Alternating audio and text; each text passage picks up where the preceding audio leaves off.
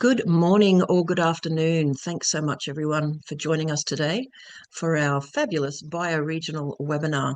I'm really looking forward to this wonderful conversation with Emeritus Professor Ian Lowe and Ben Derrick from the Noosa Council. So today we're going to be talking about the Noosa Biosphere Reserve. And for those of us in the Australian Earth Laws Alliance and many others who love bioregional everything, this is a fantastic example of some very well-established practices in connecting ecological, economic and social objectives in a place-based way. So really looking forward to the update and the overview. First, I'd like to acknowledge country. I'd like to acknowledge all of the First Nations peoples across Australia and around the world, and particularly in the beautiful lands of the Cubby peoples where I live, north of Brisbane and a bit south of the sunny coast. We'd like to acknowledge that the lands were never ceded, and the caring for country and caring for kin governance system that was pulled together by the peoples of this continent millennia ago continue to show the fruit of their labours in terms of this beautiful country. And even much of the harm that's been done in the colonial period, Mother Nature and Indigenous governance and Indigenous culture is resilient and keeps going and keeps getting stronger. So, an introduction to bioregioning. If you haven't joined us before, the Australian Earth Laws Alliance, or AELA, is a small not-for-profit. We've been around for about 12 years. We've been funded for about 3 or 4, and we are passionate about everything to do with Earth-centred governance. By governance, we mean the rules that we make as human beings to live, work and play together. And there's as much simplicity or complexity as we wish to build into different systems. But today we're talking about bioregioning. The older term is bioregionalism. So what's that all about? Well, here's the definition we often wheel out. Bioregioning or bioregionalism is a Western term, so it's an English word, but it's based on an ancient concept and a practice that's been in long use by many Indigenous peoples, including the First Nations peoples of the continent now known as Australia. It's a concept that sees human societies and culture merely as part of nature and proposes that modern human societies can be more sustainable, successful and meaningful if our political, cultural and economic systems not only fit within ecological limits but are inspired by and guided by the natural systems and the natural boundaries of the living world within which we live. Here at AELA, we have been in love with bioregioning for a very long time, and about 11 years ago designed Greenprints as a framework for helping modern societies understand ecological foundations and how to build bioregional governance in a system that is pretty much the opposite of bioregional governance. So there are a lot of barriers in Western style law, which is top down, to creating a bioregional law or bioregional ways of being. It's not impossible though, and lots of communities are doing lots of amazing work. And just a cheerful reminder, bioregioning is a lot more than just the Western scientific term of a bioregion. And in other talks and other webinars we've hosted, I've talked about this and so have others. Bioregioning can include a human connection to and organising around any natural places, really. In fact, it might be more accurate to refer to biocultural governance, how people identify with their forests or their rivers or their islands and bays and ensure that their governance system is led by how to live in this place forever. And that's a short intro to why AELA is passionate about it. And please do go onto our website and go back into any of our previous webinars. We've had everything from bioregional mapping and reclaiming bioregional identities in India through to people talking about the work in the UK and the US and many other places. And I just want to do a quick plug. In September, there's a whole bunch of bioregional activities happening around the world. A congress in Turtle Island or the US. There's also an online conference. AELA is organising lots of wonderful show and tell from communities around Australia. And there's also other activities. So there's going to be an update by the end of this month on that webpage, which is on the AELA website, bioregional-GBM. So that's something to be a bit excited about, I think. Our work, and this is our last slide, I just want to remind folks that what we're interested in is both the gentle transformations we need now, but a much more radical view of how we can organise ourselves to sustain life, including human life. And we're interested in ecocentric, bioregional and fractal governance. Some of this requires decolonising Western law and pivoting the structures that we build to really support place-based ecological health. So if you're interested in some of those deeper analyses and activities that we get up to, please stay in touch with us. Join our email list if you haven't already, and join the adventures. And I want to do a really big call out to the Nambucca Valley community groups that we have started working with in a very deep way, looking at the Greenprints approach for their catchment and their people. So that's going to be a project on the bubble for a little while. Can't wait to get our teeth into more practical projects together. All right, so that's it from me, and I'll be back later to facilitate Q&A. And that, of course, is to celebrate blue-banded bees who live in my garden and I know live across Australia. So please do take a moment to reflect on any creatures or species you might have seen this morning in your own garden or neighbourhood. And without further ado, I'm going to introduce the fabulous Ian Lowe. Ian, how are you today? I'm fine, Michelle. And it's so lovely to see you again. Ian and I have been collaborating for quite a long time, and it's even though he's trying to retire, and we all keep seeking his guidance and wisdom. So it's wonderful to have him. If people don't know Ian Lowe is a highly respected Emeritus Professor in the Natural Scientists. And he's written hundreds of articles and many, many books, and is a wonderful, caring soul who jumps in at any opportunity to share in these conversations and inspire us all. So, Ian, I will invite Sarah to share your slides because we've had some tech issues.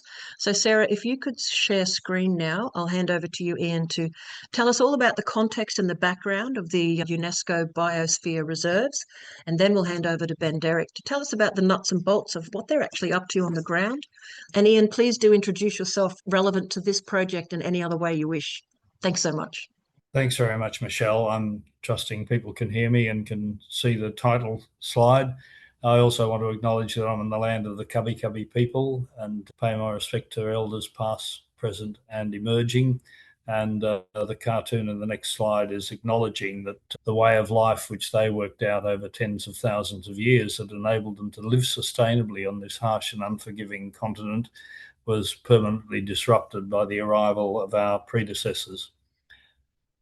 I'm going to talk about biosphere reserves, and basically, a biosphere reserve is what UNESCO, the United Nations Educational, Scientific and Cultural Organizations, says is a biosphere. In the 1960s, in the gender specific language that was quite common then, they adopted a program called Man and the Biosphere.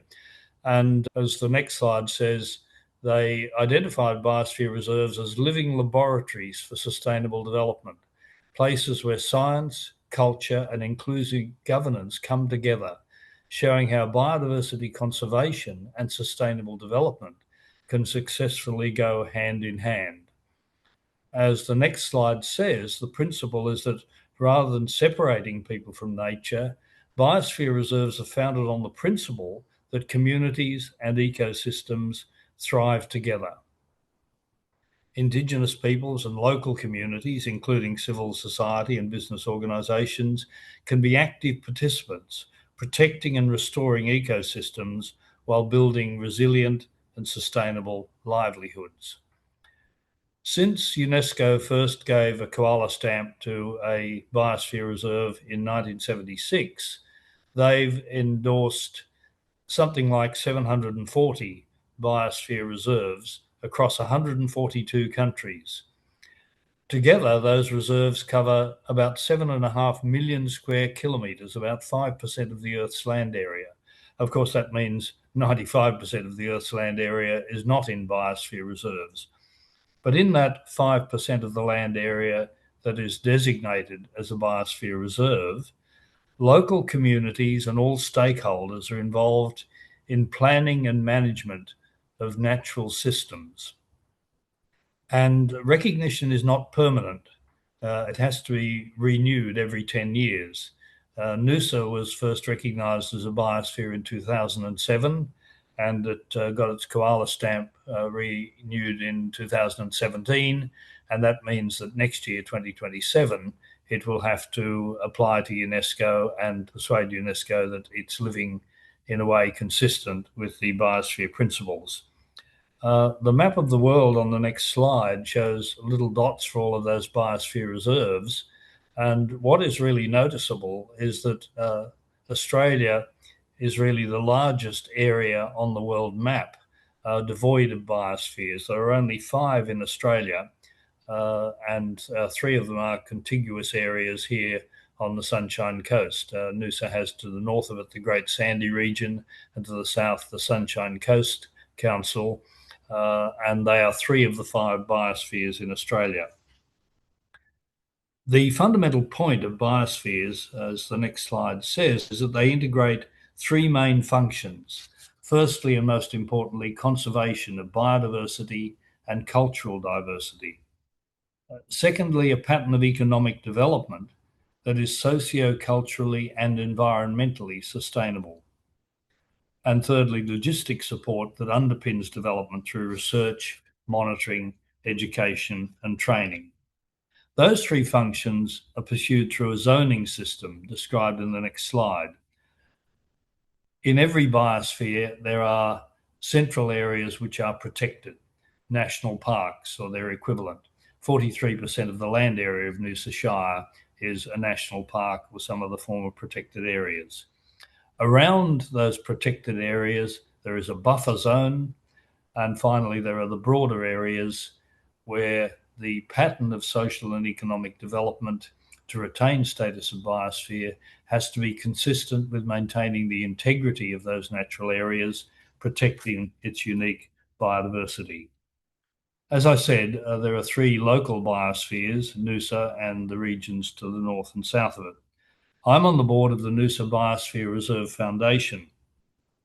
It's a non-profit organisation that was established by Noosa Council in 2015, and it was established to progress the global aims of the UNESCO Biosphere Program in this Noosa Biosphere Reserve. Our vision, set out on the next slide, is for the Noosa Biosphere Reserve to be increasingly valued as living proof that by respecting country and people living in harmony with nature, we can inspire happy, healthy, and thriving communities. In that sense, the biosphere is a demonstration project showing the rest of Queensland, the rest of Australia, and in principle, the rest of the world, that it's entirely possible to have a thriving modern community living within the limits of natural systems, going back to the principles which allowed the first Australian societies to survive for millennia, recognising that for our society to prosper and indeed to survive, we need to live within the limits of the natural systems. The final slide I want to show is what we do as a Biosphere Reserve Foundation. We work to provide the decision makers in Noosa Council with a sound evidence base for development decisions. Our role is to help the Noosa Council to protect the natural systems while meeting community aspirations. So in that sense, we facilitate and coordinate science and provide advice to the wise people on Noosa Council. And the practical implementation is what Ben Derrick will talk about. There's a slide showing the elected councillors of the Noosa Council, and Ben is the Environmental Strategy Manager, and he will talk to us about what he does in that role to ensure that Noosa reaches those aspirations, those ideals of a pattern of social and economic development that is consistent with maintaining the integrity of our natural systems and protecting the unique biodiversity that makes Noosa such a wonderful place. Thank you so much, Ian. Ben, when you're ready, it'd be lovely to hear your presentation too. And Ian, I'll take you off spotlight just for now. Thank you. Thanks, Michelle. So, look, thanks very much. That was a great introduction, and it's really appreciate having the opportunity to talk to you this afternoon about our biosphere. I'll also share that it's an absolute privilege to follow Ian Lowe in this presentation, and I would like to recognise the legacy of work that Ian has done for many decades and his continued seemingly limitless leadership in our community, and we genuinely appreciate that in our local community and on our biosphere board as well. I'll also start with an acknowledgement of country. Noosa Council proudly acknowledges and respects First Nations people and their deep and abiding connection to this country. We recognise the Kabi people as the traditional owners of the lands and waters lands and waters of the Noosa area and offer gratitude for their careful custodianship of this unique environment over thousands of years. We pay respects to the Kabi Kabi people, past, present, and emerging. And look, for us at Noosa Council, that's it's certainly more than just an item on the agenda that we run through in all official capacity. In 2024, the Kabi Kabi and Noosa Council signed a commitment as joint custodians of the lands and waters of Noosa Shire. We recognise that our shared future needs to be one where we are living within our ecological means, and that future generations will be able to hold the values of our home in their hearts. It's not something new. As Ian and Michelle both touched on, Kabi were living this way for tens of thousands of years and striving to ensure that somewhere in our future generations we can complete the circle again and live in a world where we don't have to define environmental management or ecological sustainability or a biosphere, because it'll be as natural as us as to the air that we breathe. And that's really what we're striving to achieve as a biosphere, that complete connection where we can aspire to that way of living. But it's not an easy task, given that where we are and where we've come from and where we need to go. So for my presentation this afternoon, it's important to provide just a little bit of a context of the story of Noosa to understand where we've come from and where we are at the moment. And that leads into a potted summary of our environment and our environmental values, and then looking forward into the future as to what our sustainability, regeneration, and how we need to live in the future. So the Noosa story, Noosa has a bold history of community and political leadership that has given us a very special place today. I won't go into too much detail of the timeline, but there are a few key moments where the community stood together to stand up to development, such as sand mining in 1972, a proposed development of Club Med in 1988, the protection of Marcus Dunes in 1994, and the blocking of the development of Noosa North Shore in 2008. Now, it's one thing to block development, and there's an economic driver, which is a sacrifice of that, but it's given us a landscape which has got a lot of natural values in it today, and particularly in South East Queensland. That's really important. I'm going to touch on that in a slide or two. Noosa is a legislated iconic place. It has no city symbols. It has low-rise buildings and limited infrastructure in our environmentally valuable areas. And so there's decades of planning that have gone into this that has given us a really good platform for what a biosphere is. More recently, we were the first council in Queensland to declare a climate emergency and have adopted a very ambitious target of being net zero. And for any council which has got a landfill in it, that is a particularly difficult target to achieve, and Noosa Council is investing a lot of money in that. We've repeatedly been taken to court to challenge our decisions for not allowing development, and we have won each case largely because the decisions are consistent with long-term strategies and directions. And so the take-home from this slide is Noosa Council's had, or Noosa Shire, through community and strong political leadership and will for many decades, has given us something of quite a unique place in southeast Queensland. And that's important to be able to recognise that, because it's given us a really good platform going into the future. I'll just throw up very quickly our mission as Noosa Council, because this is not something that we pay lip service to. This is genuinely how we live and how we make decisions. And anybody who's watched the Noosa Council meeting where our local politicians are making decisions, they often fall back onto, we are different by nature. And that means a lot of things to a lot of people, but it means that we've also got to be leaders through this. So we've got a really strong strategic planning, asset management, environmental stewardship framework that is delivered through some really strong partnerships with some really safe guardrails going into the future. And I'll touch on a few of those in a few slides. So just to provide a little bit of a potted summary of our environment and the values that are sitting within Noosa at the moment. Well, look, before I go any further, I'll say from a Noosa Council perspective, we've got three main branches within Noosa Council that are very relevant to biosphere management. That is environmental services, where we manage all of our natural assets. We've also got economic development, which is heavily invested in destination management planning and the green economy, and make sure that we promote economic sustainability through the right industry and the right actions in council. And we've also got our climate change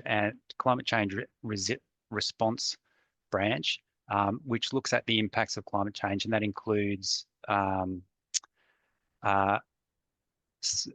strategic planning, so long-term strategic planning, even though the decisions and the influence of the biosphere extend well beyond those branches and is embedded across every area of council. So just to start on a miserable note, in the last 35 years, and this is, look, I'll say that these stats have been taken from a presentation that James Watson, I think from UQ, on the global industrial footprint. And I don't think there's too many rational people that wouldn't recognise the critical point of time that we're in. This is only one of the reasons why conservation is important in Noosa and why we need to show leadership and how to sustain ourselves within the principles of the biosphere, because we need more of the world to be able to do this. And so just looking at those stats, in the last 35 years, populations increased 60%, land under agriculture has increased 400%, as has the fish taken from the sea. Global deforestation has resulted in 35% loss in forests, and mining has increased an astonishing 1,000%.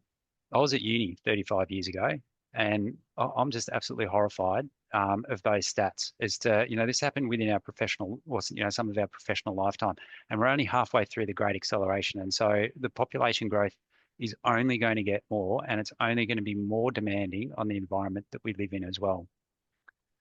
So on that happy note, please no one slash their wrists at the moment, because Noosa's got a pretty good story on this.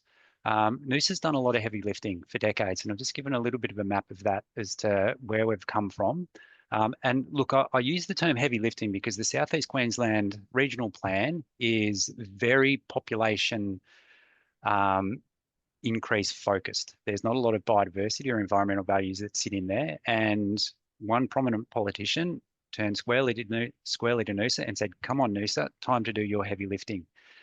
We counter that Noosa's been doing the heavy lifting for decades through environmental protection, and we've been protecting the natural assets of Southeast Queensland from the pressures of development, from the pressures of over tourism, and so that they're there in the future without being altered too much to the point of continual degradation.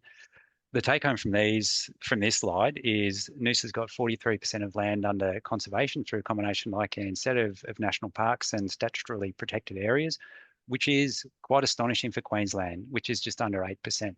And that's pretty damning for the state of Queensland, given the richness of the natural systems that we've got, and knowing that conservation and protection under conservation is protection in perpetuity. And if it's not protected, then it's fair game for development. Australia fares a little bit better, but certainly a long way below the 30 by 30 Montreal targets that we've got as well.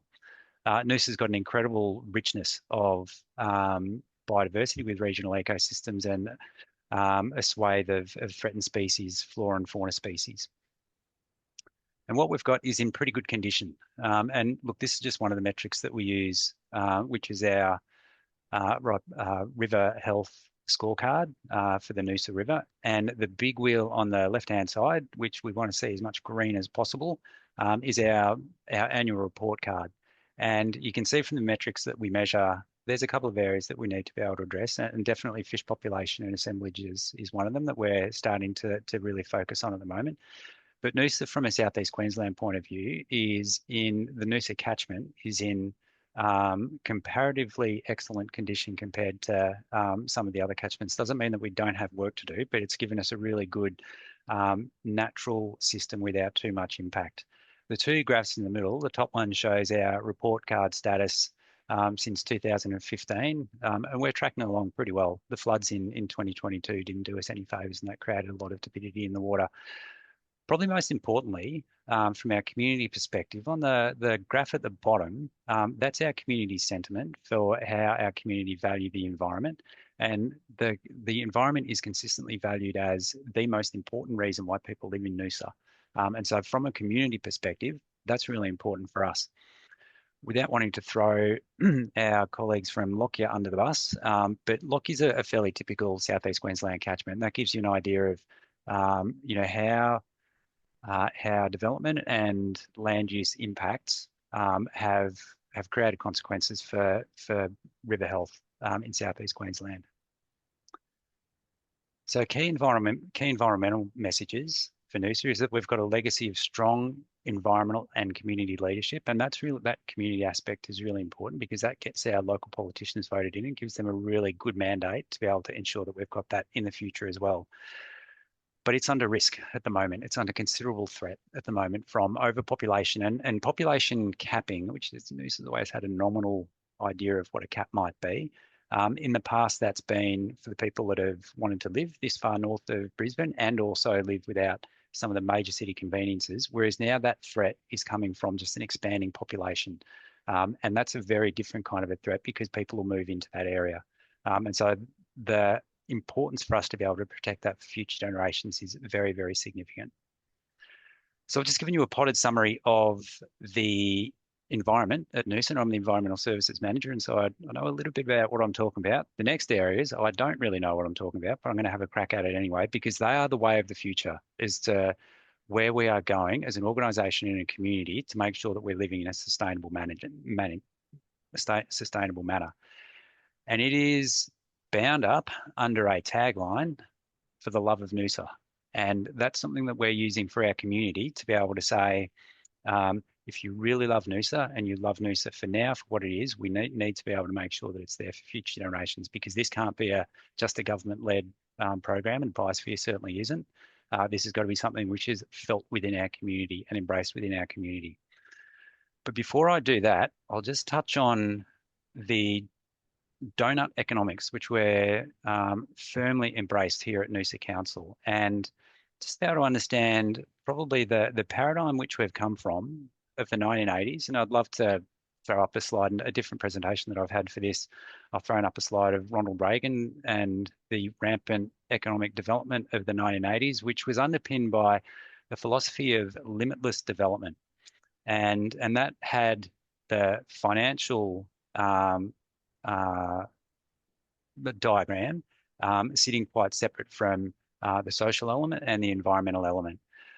So the Stockholm Resilience Centre around about 15 years ago developed what they've called donut economics, where environment sits on the outside, and first and foremost, you need to be able to have a healthy environment to be able to sustain everything else. And without a healthy environment, then we don't exist as a community. Once you've got a healthy environment, then society can thrive within that environment. And if you've got a thriving society, then within that thriving society, you can have a vibrant economy. And so the key for Noosa sustainability now is healthy environment, a well cared for society that has the economic means to be able to sustain ourselves into the future.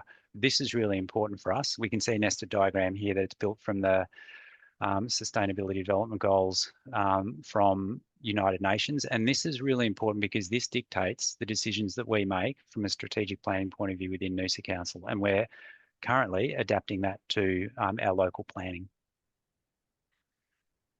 So sitting behind that is a shifting paradigm. And I touched on it before around the limitless growth rationale of the 1980s. And look, I'll say 1980s, but that was kind of a combination of a whole lot of industrialisation that led up to that, around having a better understanding. We've got a lot more information. Our information, particularly on our fingertips, is a lot better than it has been in the past. And so we can now make more informed decisions rather than being based on big policy drivers and philosophies that are embedded within our mainstream. And Noosa is really striving to change that from a local perspective, where we're not talking around growth at all costs and increased demand, increased economic activity. We're talking about what's the impact on our environment as a first and foremost, why are we doing this and what's going to be the impact for us. I'll get into a slide which moderates that just towards the end. But we can see from these 7 different ways of thinking, these are now embedded into our decision-making pathway within Noosa Council. Part of how we're doing that, and this is just an example of one of the programs that come out of it, is our regenerative, struggle with that word, tourism. And so what we've got is an economy which relies heavily on tourism because it's such a beautiful place that's been well cared for. And in the past, we've talked about sustainable tourism, and sustainable tourism from an economic point of view, where it can sustain our community, but also from a we don't want them to do any more damage to our natural system.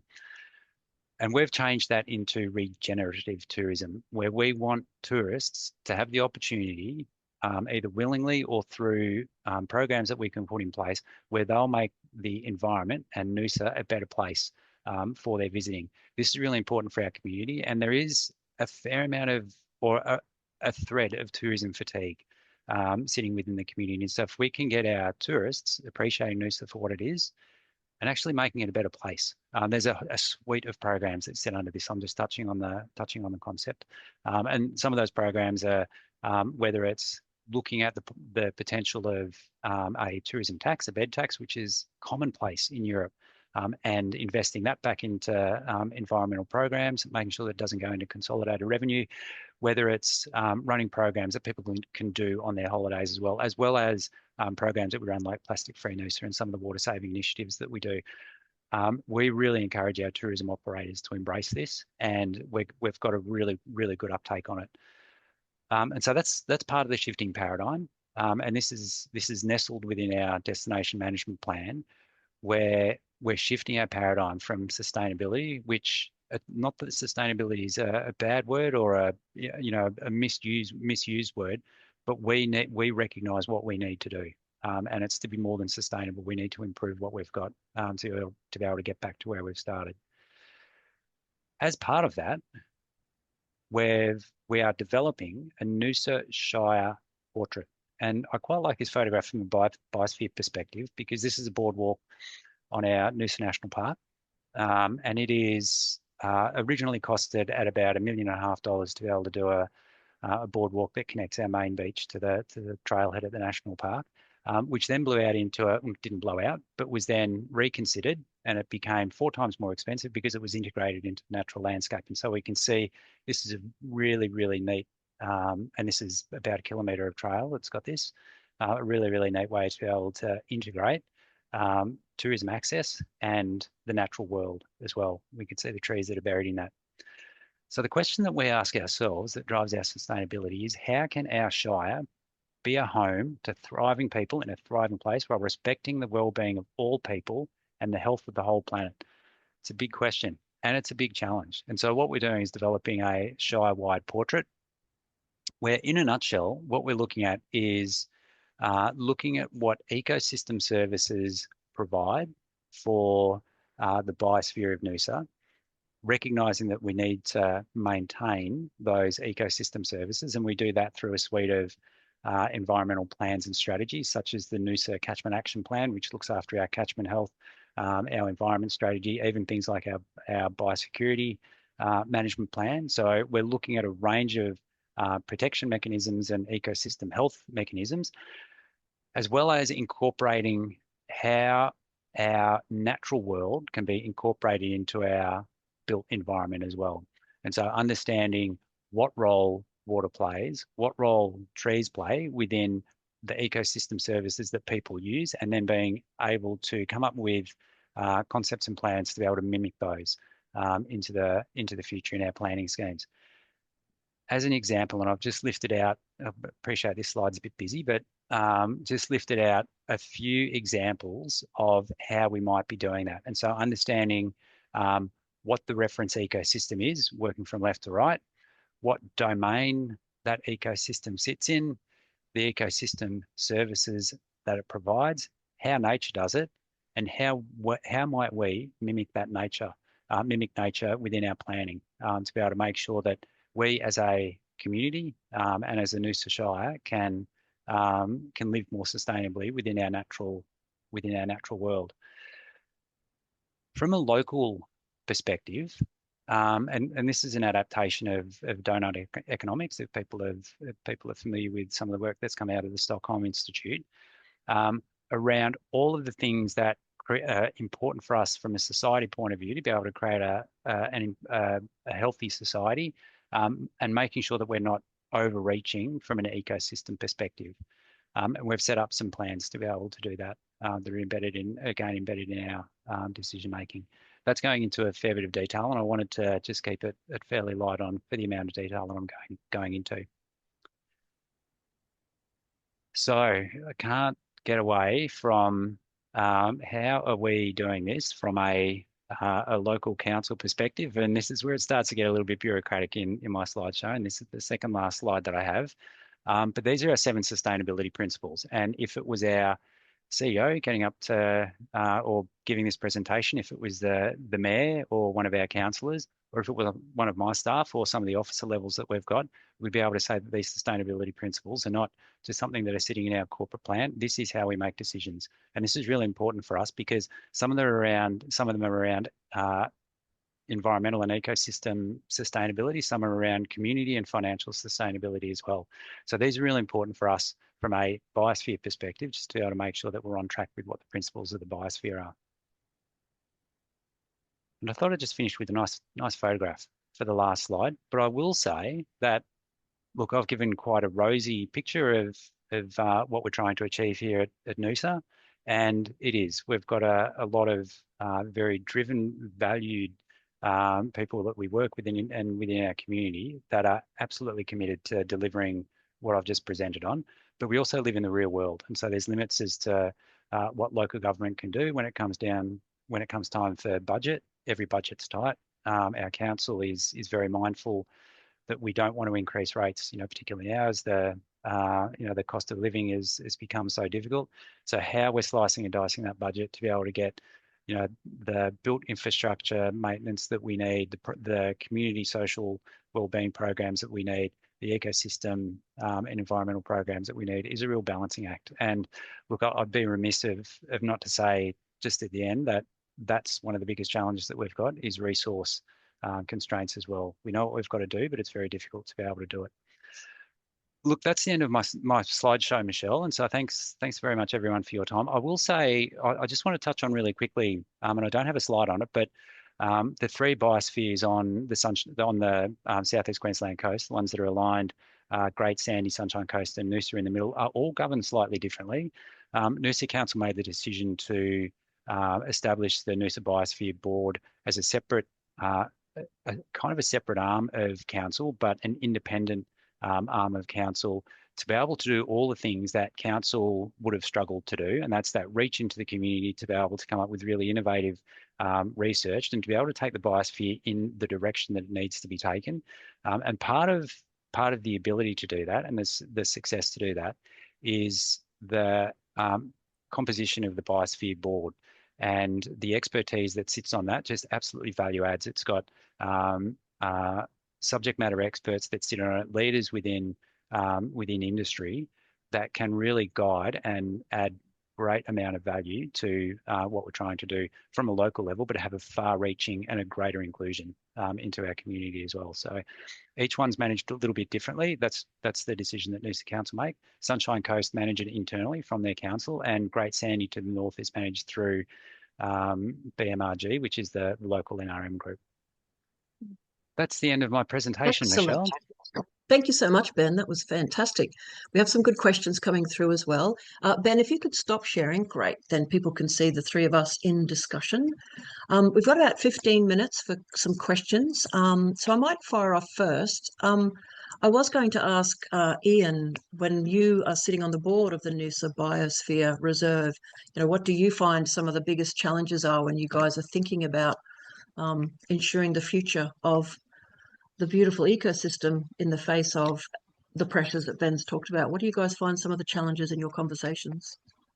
I think the biggest challenge is not being confident that we know enough about natural systems to be able to look UNESCO in the eye and say what we are doing is consistent with maintaining the integrity of natural systems. I mean, we have the right principle, as Ben mentioned. In fact, 30 years ago, almost to the day, we released the first national report on the state of the environment produced by a group that I chaired. And in the final chapter, we said that the only approach that makes sense is one that recognises that the economy is only part of our society, an important part, but only part. And our society is totally enclosed within and totally dependent on natural systems. And we said in that report we probably only identified 10 or 15% of the other species that we share this continent with.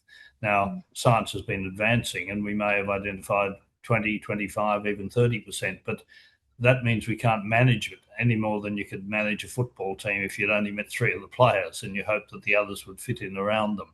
So we really need to do more science than our resources enable us to do. We just hope that with limited resources, we're addressing the most important challenges and getting the most important functions right. That's actually a fantastic answer, Ian, because so often in the discussions that we have with people, the challenges are always resources, the challenges are always economic barriers. But in fact, what you're saying with great humility is, how do we even know nature? How do we even know who's out there with us and how to care for them best? And I think that humility is really to be commended, and also something that's lacking in a lot of Western constructs where we think we're in control. So thank you for sharing that. It's really important. And Ben, I'll just jump around to both of you if that's all right. And please do fire off any thoughts or questions to each other as well. Ben, one of the questions that's come through from a number of people is how the heck do you get a council on board to really have embraced this level of ecocentrism? So to start with that question, what's the history of how did you say they've been doing heavy lifting for quite some time? What do you think were the factors that got the councillors really thinking about this stuff many decades ago, if not longer? Look, it's a cultural thing within Noosa. I think there's from decades past, there's been a very strong community commitment to conservation and ecosystem management, and that's been reflected through a series of local council elections, and that's given us a green culture within our political system. And so, to really be able to answer that, we haven't particularly advocated for the individual councillors that are sitting on this council or the next council or in previous councils, but they've come in there. They've come in knowing that, and in part of their mandate through the electioneering that they do is to ensure the sustainability of what we've got. So it's a tricky one if you're trying to put that culture into an area that's not there at the moment, and we can see plenty of instances, even in Southeast Queensland, where that prevailing political system is quite different, and that's reflected in the decisions that they make, particularly around the development and growth, the population growth within those areas as well. Our council is very aware of the direction of the past, and look, I guess from a cultural perspective, they're really keen to be able to ensure that legacy and build on it in the future as well. It's a good question, yeah, and I've given a very broad answer, but that's absolutely spot on. Yeah. No, it actually sounds like a great PhD for someone to do an analysis of the councils and the communities that are leading the way in really centering nature, why that is versus other places. And look, I hate to be the doom and gloom side, but can I ask a question? Because there's a perception of Noosa as being quite wealthy, and there's a perception of Noosa as protecting its natural environment because it's good for people and place and the economy, whilst actually deferring some of its problems to other places. Is this something that you feel and it might be difficult working for council too, please don't answer anything that might be inappropriate, but as a Southeast Queenslander, I've heard, and it could be a myth, Noosa's doing okay because it ships all of its waste to Ipswich. Now, is this an issue? And I don't want to be but the challenge of looking after a place without throwing the bad stuff somewhere else must be pretty tremendous. Is there any truth to any of those rumours in the SEQ mythology? Look, well, it's true. We do send our recycling to Ipswich. Landfill stays exactly where it is, and we do collect landfill from largely from Gympie and Sunshine Coast as well. Look, waste is a massive part of local government, and it's absolutely horrifying when you see the stats that come out of it and how we have to deal with that. So, look, I'm sure everybody on this webinar are absolutely focused on living sustainably, but if that's a message that you can pass on to people, that'd be fantastic from our perspective. Look, Noosa does have a reputation, and it's a true reputation as well. It's a difficult place to be able to buy into because it is expensive. Our median population is 50.5, and so we've got a lot of retirees that shift up everywhere, and there's reasons for that. It's a nice place to live with good amenities.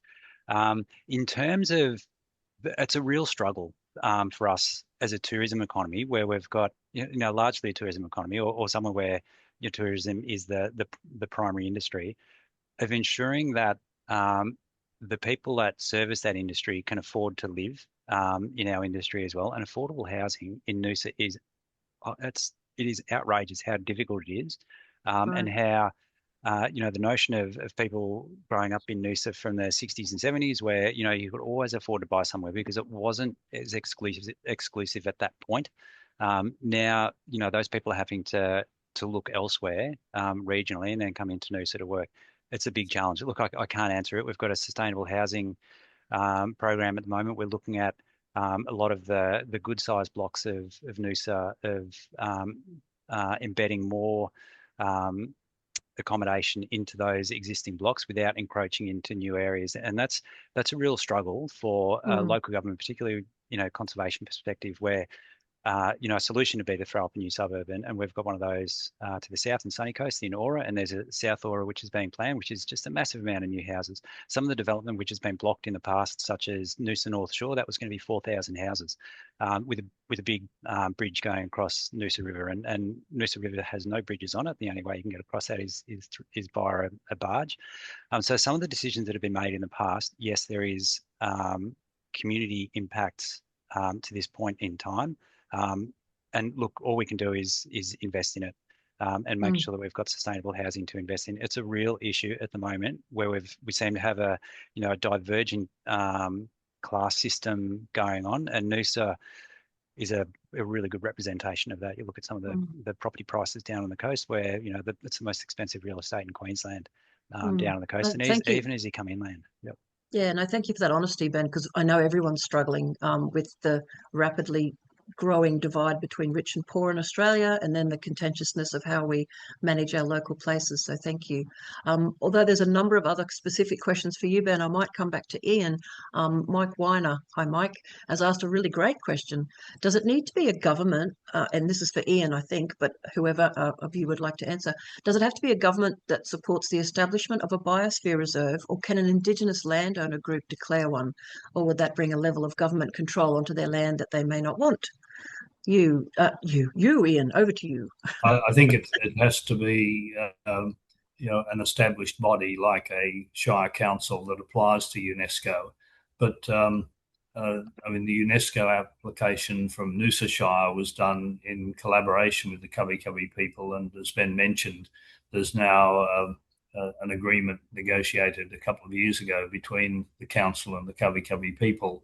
And I don't think UNESCO would recognise a biosphere if it didn't involve collaboration with and respect for the local Indigenous people. I think it might have been possible 30 or 40 years ago, but I don't think it would be anymore. But I think what I'd like to see is in other parts of Australia, the local authority working with the first Australians to embody that respect for natural systems and justify applying to UNESCO for the koala stamp. Thank you. Ben, did you have anything to add? Yeah, look, I'll echo what Ian says. The difference governance arrangements just on the Sunshine Coast, as we look to the north with BMRG that have applied for biosphere status, and that does cross over a few different local government areas, and so there can be those different groups. But as Ian said, they're established groups. Which is a challenge. I don't have too much experience in that. Okay, no, thank you very much. Another question about the biospheres themselves. Is there any requirement for the three biospheres to work together or connect? You've said that they, obviously, different councils work in different ways. Can you comment on how or if there's opportunities to work? Because it's pretty amazing. They're all next to each other. Yes, Ian. Well, one thing that the Noosa Biosphere Reserve Foundation started 2 years ago is what we've called the Three Biospheres Koala Collaboration. And we convened a meeting of all of the groups that are involved with trying to protect and conserve habitat for koalas, because koalas don't know that there's a border between Noosa and the Sunshine Coast, or between Noosa and the Great Sandy region, and it makes sense to work together. And I think that's a nice example of how having three contiguous biospheres makes it possible in principle for the whole to be greater than the sum of the parts, to develop an integrated approach to protecting, in this case, an iconic species. Excellent, thank you. We've got a number of sort of questions about the nuts and bolts of things around the council's use of Roundup. Someone is obviously from that area. They're saying the council uses Roundup. Is that really appropriate in a biosphere? And another person has asked about fencing. And I want to honour those questions because they sound like they're local people asking about, do you need to do lots of fencing to keep nasty creatures out like cane toads, or are there other ways of protecting habitat? Ben? Yeah, look, we actually spend a lot of money removing fences, and that you can argue for either side of the fence on this one. Fences do work well in theory if you're looking at broad scale exclusion, but they exclude all animals that use that that particular strata for movement. As an example, fences that are running down the side of major roads, while they're absolutely critical on a major highway, but using those in some of the smaller domestic roads, they act as traps for some animals that once they get in there, then it's just a matter of time before they get cleaned up. So, things like fencing on roadsides, it's much better to be able to manage speed rather than fence it off because of the issues that it creates. Look, the glyphosate question is absolutely fantastic because you can hammer me for this. We feel it's a necessary evil within Noosa Council. We understand what it is. We've done some local tests on using different methods, which we conducted with MRCCC and University of Sunshine Coast, where we looked at the efficacy and cost of doing alternative methods. And unfortunately, using glyphosate came up as the most economically viable as to what we've got to address going into the future. There's been studies on it. If it's used out of prescription, then yes, there's some risk. If it's used on target, which we endeavour to do, and we make sure that all our contractors do, then it's a lot. Look, I'm just not sure of the terminology, and I'd stumble over it. But I'm more than happy to take that offline as to what we do. Look, I will say that within Noosa, if you are concerned with use of glyphosate in your outside of your property, we do have a chemical sensitivity register that you can register your property, and we won't use Roundup near and adjacent to your property. So please contact council if you want that. Thank you, Ben. And look, we're just about out of time. So one quick question to both of you. Others have asked it, and it's my burning question. How might your story inspire other councils to focus on really healthy ecological foundations? What aspects of your story could some of the rest of us use to say, hey, it's worth doing? Stop focusing on growth only. Ben, Ian? I'll say if we can show success and demonstrate that it works, that we've got a happy, healthy community, that'll do all our advertising that we need. Yeah. I think that's exactly the point, that the economic growth of the last 30 years hasn't improved quality of life for the average Australian. And I think we're seeing at the political level a fair amount of disenchantment with the major political parties for having presided over an era of growth that hasn't delivered any benefits to the community. I think more and more people are realising that quality of life is more important than making the gross domestic product more gross. And the more people recognise that, the more pressure there will be for other local areas to adopt the approach of managing our social and economic development within the limits of natural systems. Fantastic. As always, a delight to see you, Ian, and absolutely fantastic to hear your story, Ben, and the work you're doing. And the world is not a perfect place, and it has many, many challenges, but may I say it's really encouraging to see councils embracing this. Yes, Ian's doing a little dance. That's fantastic. An appropriate way to end, which is we all must be looking at how our local places can guide the way we live. So thank you so much. I've really enjoyed listening to your talks, and I'll be roping you back in the future to more such inspiring gatherings, I think. Thank you to everyone who joined us online today. Please keep an eye out for AELA mailouts. We'll be doing a whole bunch of really groovy bioregional things, especially in September. So Ben and Ian and everybody online, and Sarah especially, thank you so much. And we'll release you back into the wild. Thanks, everyone. Thank you.